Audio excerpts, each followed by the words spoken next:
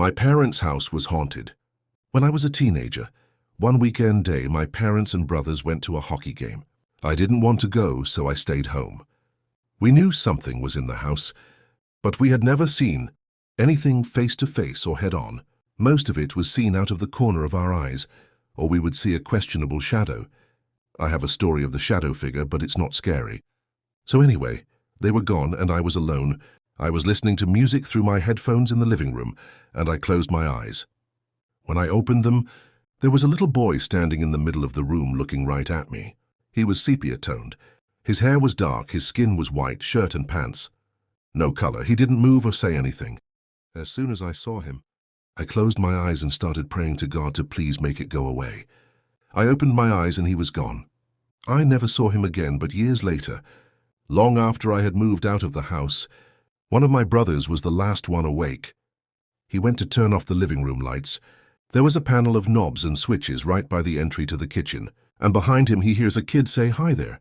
He turns the lights back on, turns around, looks around the room and says, "Hello?" "Hello, nothing." So he turned out the lights and went to bed. Years after that, my dad had passed. Now all of us are moved out and my mom has remarried. Her and her husband would be sitting watching TV.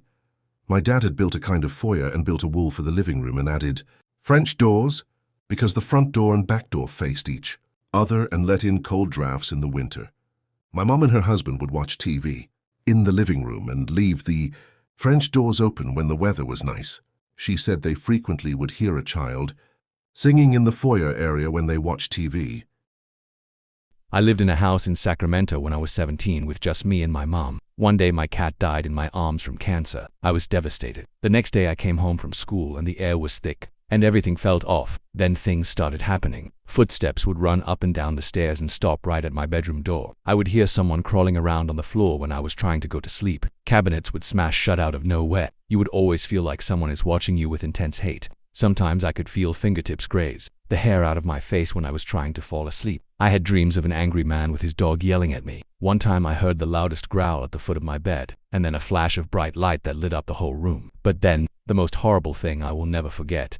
I was laying in bed at 10 p.m., trying to sleep for school when I felt spooked. I opened my eyes and dozens of hands and arms are coming out of the ceiling in the darkness towards me. I closed my eyes and I felt like the world stopped spinning for a second. I open them and see the hands. I scream as loud as possible and it feels like I'm screaming in terror. For so long begging for my mom, she finally comes to check and the hands are gone. It was horrifying. When I left for college, my mom said she woke up to a bright light in my room. Then everything went back to normal and nothing ever happened again.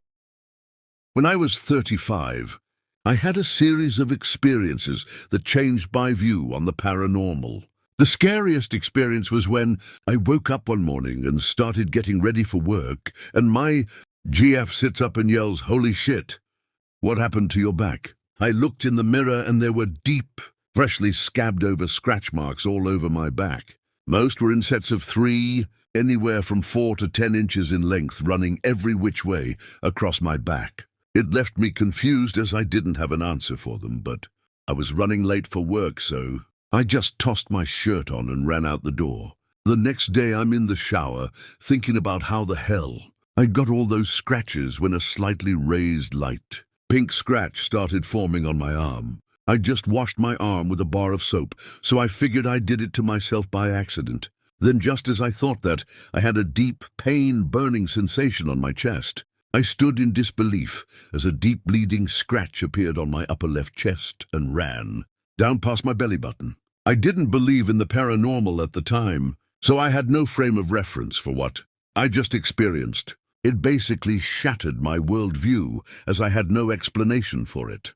I got dressed as fast as I could, never told anyone about what just happened, and basically tried to forget the experience. I went with my best friend during high school for summer vacation to his grandparents, who live in the countryside in Japan. I stayed in his mom's old room, which has a small wall closet. Just above this closet was a smaller closet door, like 1.5 feet tall and about 3 feet wide, just above it. Weird design, but their house is old. The first couple weeks, I was pretty jet-lagged, and Japan is hot and humid, so I didn't really sleep at night. If my light was off at night, though, I always felt uneasy about that small closet space. Something about it just felt darker than the rest of the room. Toward the end of the second week, I started to adjust to the time difference. One morning, I woke up and that small door was open. It was unsettling, but I closed it and just thought maybe it wasn't closed all the way and came loose. A couple nights later, I woke up feeling uneasy. It was dark and I could kind of see, and I could see that small door was open. It was much darker than the rest of the room, like black, pitch dark. This was the first and only time I experienced paralysis. I was too scared to move, say, or do anything. I just felt this darkness coming from there. I don't remember sleeping that night, but I must have because I remember waking up the next morning. I told my friend about it, who said his mom told him about something like that, too. When we got back home and I talked to his parents, his mom kind of joked with me. So, I heard you met the ghost. I work in a cemetery. One evening, I had stayed late to do some catch-up work. I was taking pictures of some granite samples to have on my phone and had already locked up. I was alone. As I was holding my phone, I heard the doorway to the basement swing open, slam shut, and heard footsteps go down the stairs. I froze. I thought for sure someone had come in. I called out to see if it was someone from maintenance. No reply. I got scared because if it wasn't them, someone had broken in. I stayed still for a bit and listened, then called out again. Nothing. Finally, I got brave enough to look. No one there. I peeked down the basement. Empty. All the doors were still locked. My family and I used to stay in a very affordable beach cottage in the Outer Banks, NC, for a few weeks each summer. It was a converted life-saving station, with a lookout tower and everything. I was just a kid, 13 or 14, when we first started staying there. I used to walk around and talk to the local kids. They were shocked that I was staying there. I didn't believe them. BC kids are gonna be kids, and I figured they were just trying to scare me. I was wrong. The first few nights were quiet, but every night after that something would happen. My aunt claimed that her bed raised off the floor and shook violently, knocking her to the floor. She slept in the car for the remainder of our vacation. I'm a bratty kid and just figure she was drunk. I stayed upstairs in the room where they used to keep rescued and dying sailors. I woke up one morning to such loud banging in my room. I was terrified. Nobody was there. One of the beds had overturned while I was sleeping. The next night I woke up to more banging and loud laughter from the tower. I figured it was my sister on the phone, but nobody was there. As the days went on, I felt like somebody was watching me any time I showered or used the upstairs bathroom.